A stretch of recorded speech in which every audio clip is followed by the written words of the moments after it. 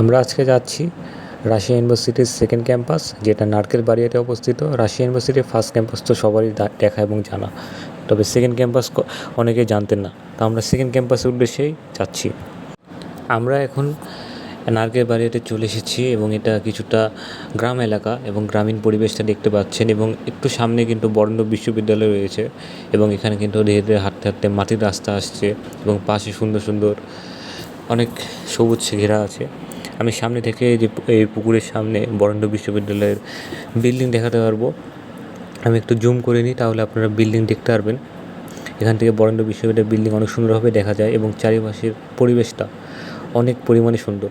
আমি কোনো দিন এই সেকেন্ড ক্যাম্পাসে আসিনি রাশিয়া ইউনিভার্সিটির, এ কারণেই দেখতে আসলাম কেমন আসলে দেখতে।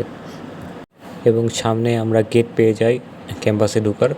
এবং ক্যাম্পাসটা দেখে যা মনে হচ্ছে, ক্যাম্পাসটা অনেক দিন ধরে কাজ হয় না, তবুও আমি শুনেছি এখানে এখনও কিছু কিছু গবেষণা করা হয়। বিশেষ করে ভেটেরিনারি ডিপার্টমেন্টের অনেক গবেষণা এখানে করা হয়। তবে আশেপাশে যতগুলো রুম বা ভবন দেখছিলাম, সবগুলো দেখছিলাম বন্ধ এবং অনেক পুরাতন। কিছুটা ভৌতিক এলাকার মতো দেখতে, সামনে যে গাছপালা রয়েছে ভৌতিক এলাকার মতোই সৃষ্টি হয়েছে। এছাড়াও পাশে এখানে পুকুরও আছে এবং আমরা সামনে চলে যাচ্ছি। সামনে ওখানে পোলট্রি মুরগির খামার রয়েছে। আমি শুনছি ওখানে পোলট্রি মুরগি নিয়ে গবেষণা করা হয়। তো আমরা সেখানে গিয়ে দেখব সেখানে আমরা কোনো মুরগি দেখতে পাই কি না।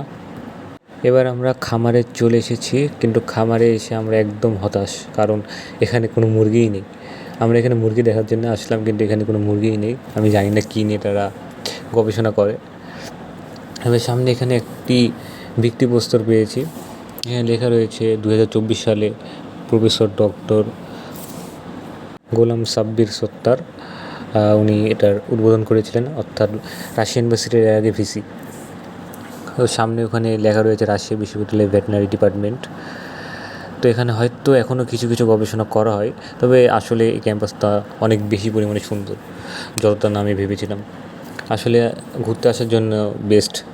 এখানে একটি পুকুরও রয়েছে, পুকুরের ধারে আপনারা বসে থাকতে পারবেন। এবং আজকের ওয়েদারটা মিলে সব কিছু ভালো ছিল। আজকের মিনি শর্ট ভিডিও এই পর্যন্তই ছিল। এবং কেমন লেগেছে আজকের রাশিয়া ইউনিভার্সিটির সেকেন্ড ক্যাম্পাসটা অবশ্যই জানাবেন এবং সবাই ভালো থাকবেন। আল্লাহ হাফেজ।